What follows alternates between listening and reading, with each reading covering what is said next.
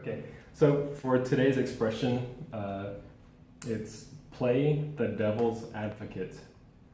And so an advocate is someone who has, they give voice to something, whether if it's like a protest or if they are trying to make people aware of a situation. So playing the devil's advocate is like, you don't want to, but you kind of have to give bad news or give people a new assignment or make an argument about something that people don't agree with.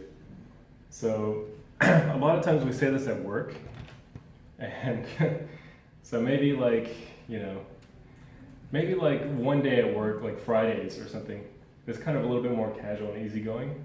For example, everyone's getting ready for the weekend. They don't want to have too much work to do. They just want to stop and continue on Monday. And then suddenly, like the boss or the boss's assistant comes in and says, I would hate to play the devil's advocate, but we all have to work late today and maybe come in tomorrow. How awful does that sound, right? So it's like they're giving information from the devil, almost.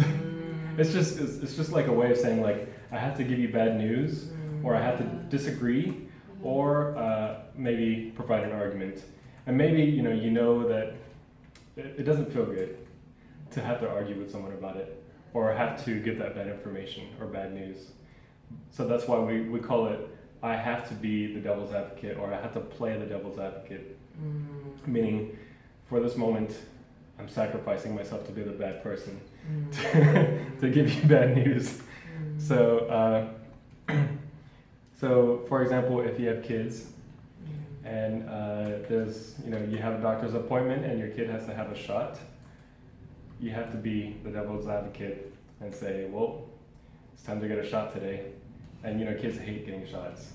So that's how you play the devil's advocate.